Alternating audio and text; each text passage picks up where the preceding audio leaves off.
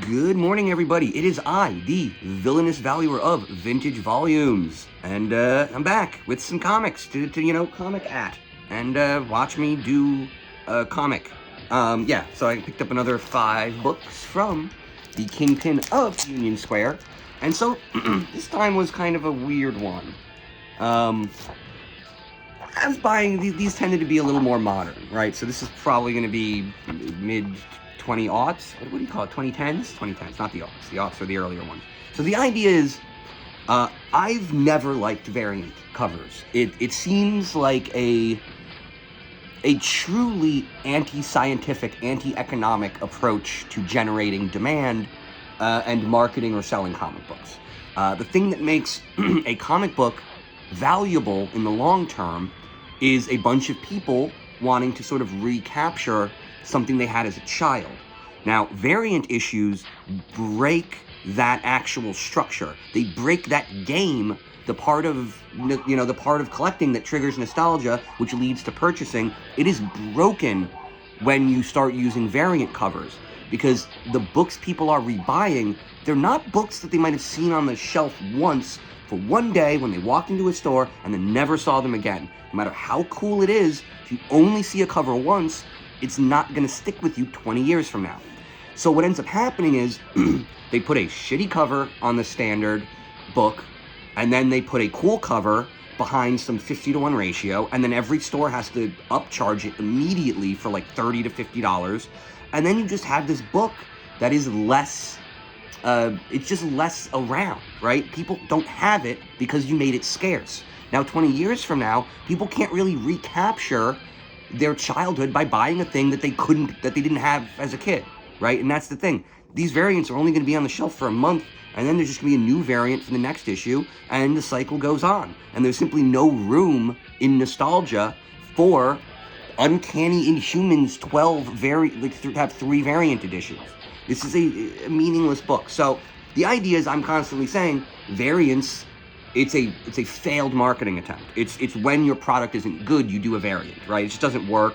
You trick artists into becoming their own dealers, right? You're an artist, you get commissioned to do a variant. You're probably going to get some number of copies of that, but at the very end of the day, you're essentially now going to be a salesman for your weird C cover, and it just doesn't really matter. Like, who cares? It's fine. You're just selling your own books now, but they're not the version anybody else is going to have. So we're not actually part of a shared hobby when we start buying different copies of the same, right? It just breaks up the community, breaks up the market data, it makes everything meaningless, and at the end of the day, the variants won't hold their value. So I've been saying variants don't hold their value. I've also been saying that all modern comic books will find their space in a dollar bin about, I generally say, 3 to 7 years later. Almost every single book will end up in a dollar bin. Maybe not every version, maybe there are truly scarce, whatever, but more or less, nearly every book, including variants, is going to be found in a dollar bin at some point. So,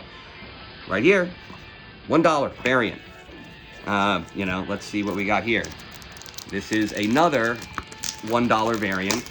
Now, this one is kind of funny because this really should have everything going for it, right? This is a variant edition of a first issue of a title that was recently featured in a movie. Except here's the deal.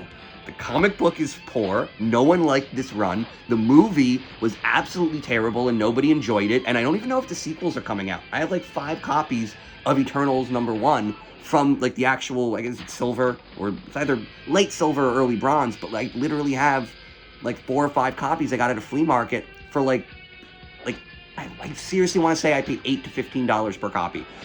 They were clearly from a collection where a guy had marked all of the covers to send back, right? So every one of my Eternals #1s has a C on it.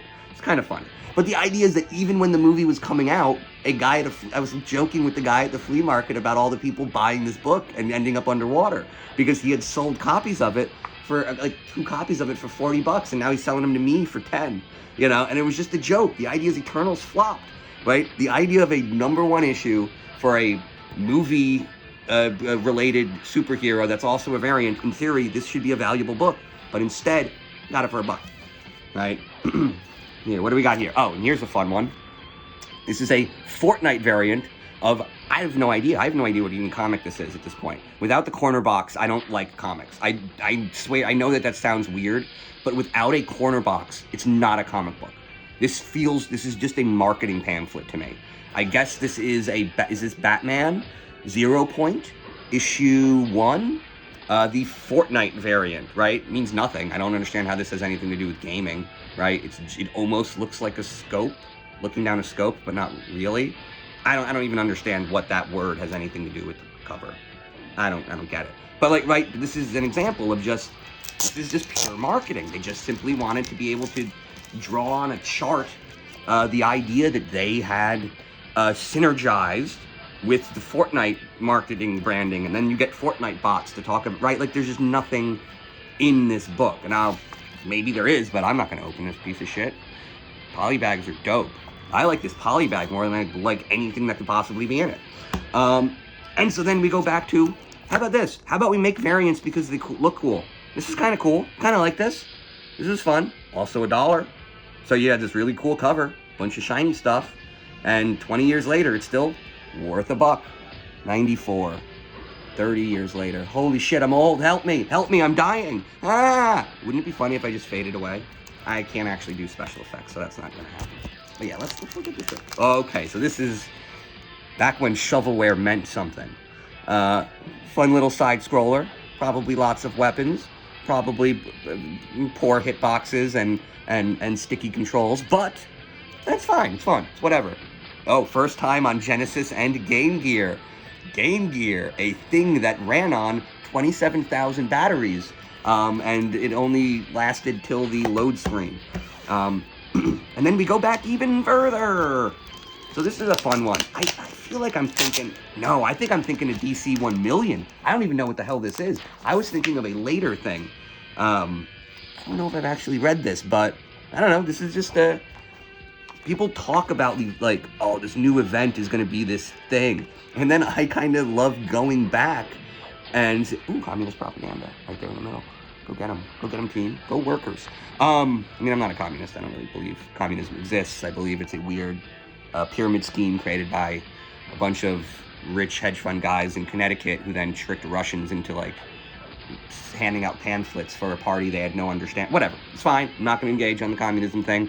But I love going back and reading about the failed events, right? We have all these events that we look back and we see them as having truly changed the Marvel Universe, but that's, like, 1% of the events that they've put out. Millennium didn't matter. Infinite Crisis did. Did the Trinity event matter? I don't think it really did, but Final Crisis did.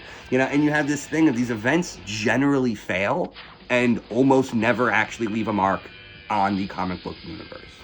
And at that point, now that I've loved, oh, and also look, this is it. This is going to dovetail perfectly into the next thing I'm going to complain about.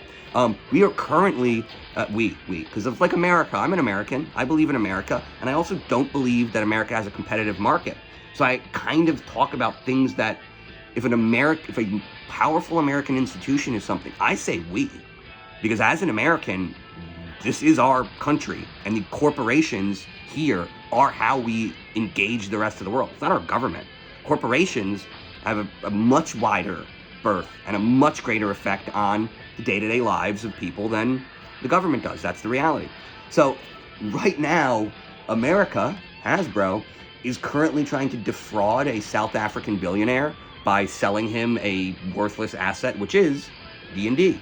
Now, my take on D&D is that it's not an intellectual property. It just isn't. The intellectual property being created by this amazing rule set was the stories our friends would tell. When Kenny would spin up this huge story that starts in a barkeep in an unknown, fantasy space, and then we all have to play the characters and make the game, right? Like, that's the story that matters to the player of D&D, not the one in the book. So it doesn't actually work. If the value of a Dungeons & Dragons narrative is the value of playing and creating it, then it doesn't work as an IP to put in a cartoon, to put in a movie, to put on a key. Like, it just doesn't matter, right? It doesn't work. So the real product for Dungeons & Dragons is the rule set and the game. But here's the thing. I believe, this might be wrong, but I believe it is not allowable in a legal sense to copyright rules. You can't copyright rules. You can't say, hey, our book says if you play the game, you should play the game this way. You can't then say, well, other people aren't allowed to do that thing.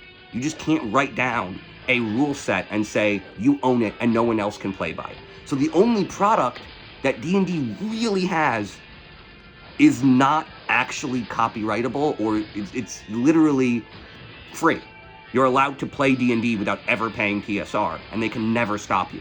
If you're willing to rewrite the handbook in your own language, it's literally your own book, right? That you could probably get away with selling. Because once again, you cannot own a rule set. Rule sets are ideas, and ideas are owned by everybody. So it's very funny. I'm glad this popped up at the end of my run, because so right now, Hasbro is in talks about selling Dungeons & Dragons to Tencent. Now, Tencent, I'm supposed to say, is a Chinese data mining scam and oppressive Chinese Communist Party asset, except it's not a Chinese company. It's from South Korea.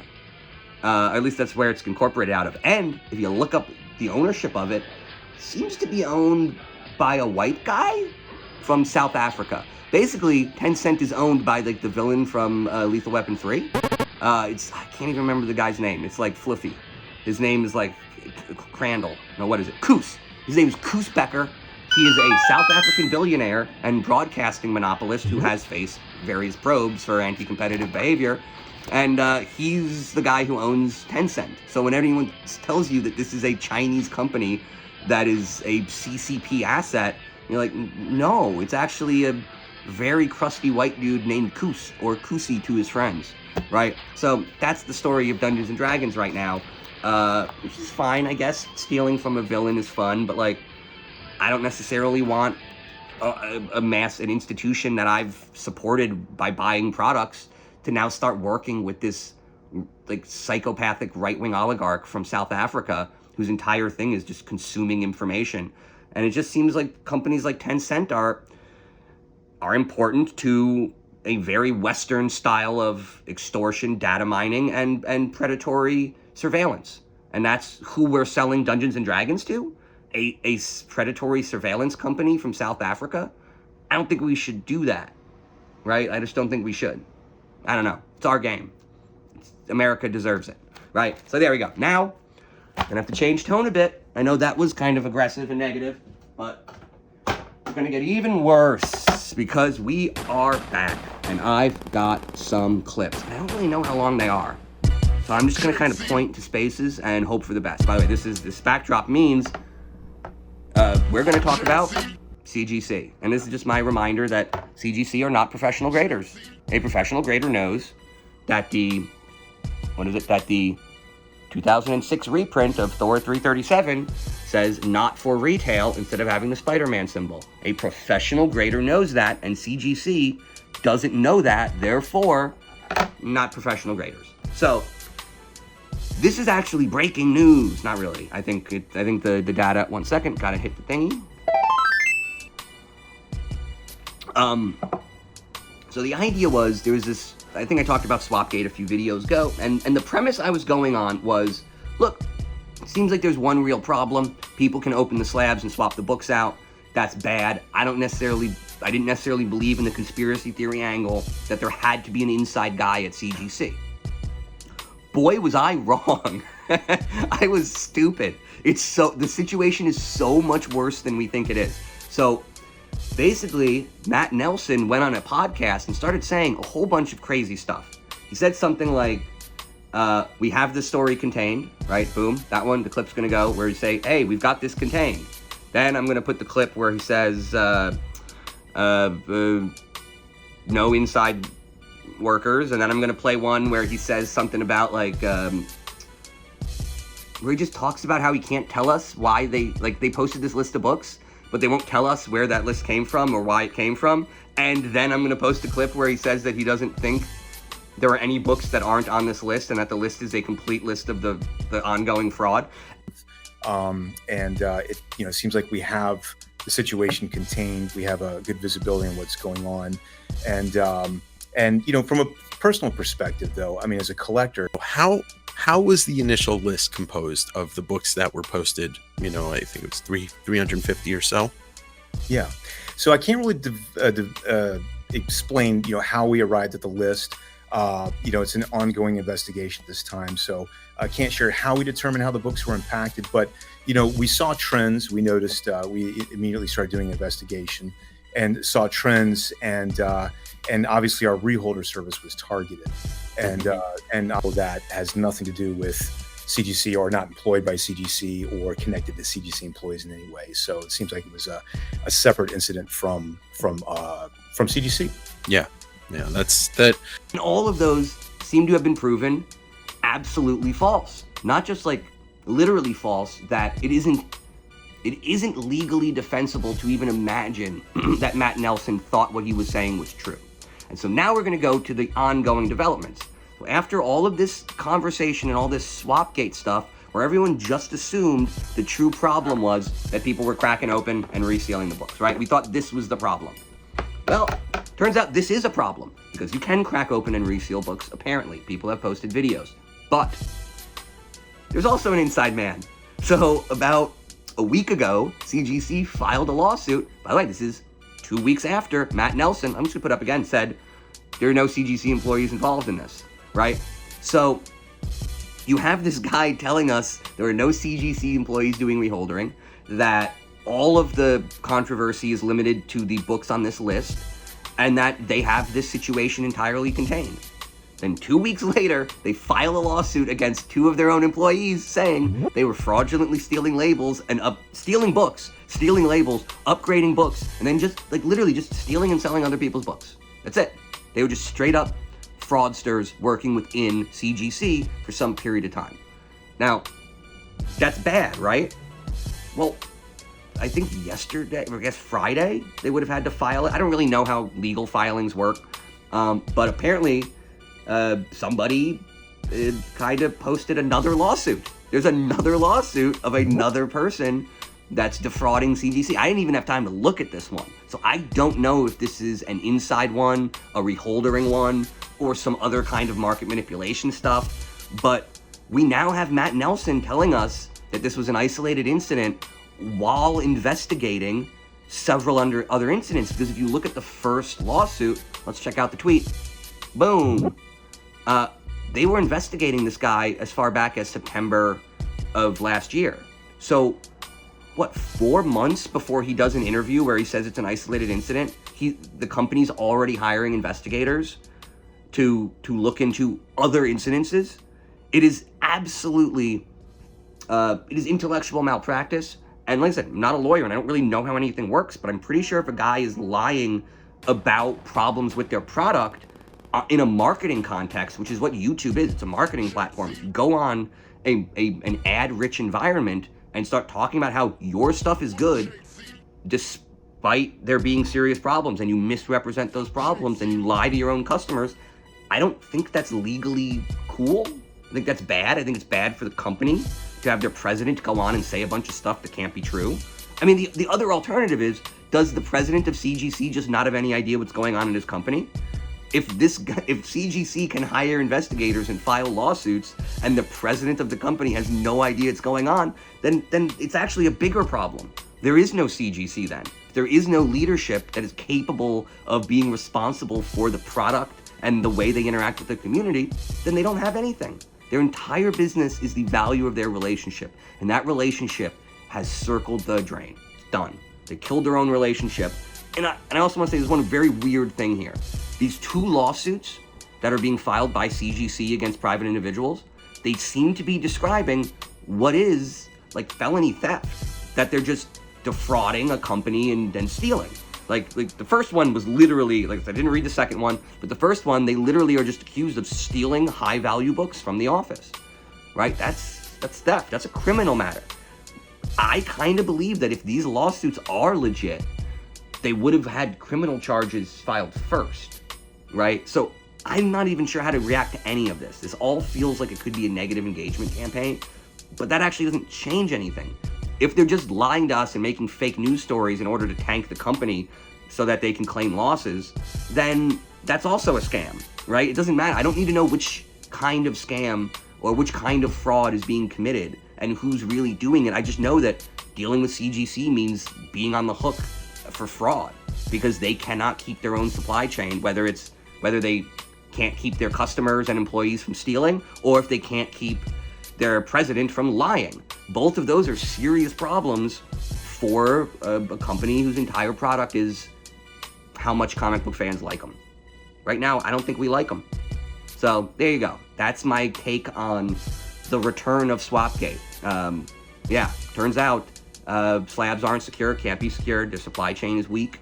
They have no oversight. They have no real meaningful surveillance of their own employees. So like when you're sending, the idea that you would send in a $20,000 book to these guys and they would just throw it in a warehouse with no cameras in it, it's insane to me. So the idea that they're telling us that somebody stole something without showing us video doesn't make any sense to me. They had to have chosen to design a system where people can steal books. That's it. It's just, like I said, the call's coming from inside the Blackstone. Blackstone did it. I think Blackstone's the problem. So, good luck, Godspeed, and, don't ever get a book graded. Ever. Never pay a scammer to grade your book. Pay a friend. Meet a dealer, build a relationship, pay him $20 to write what they think the grade is on the back of the thing, and call it a day. I don't know. Good night and good books.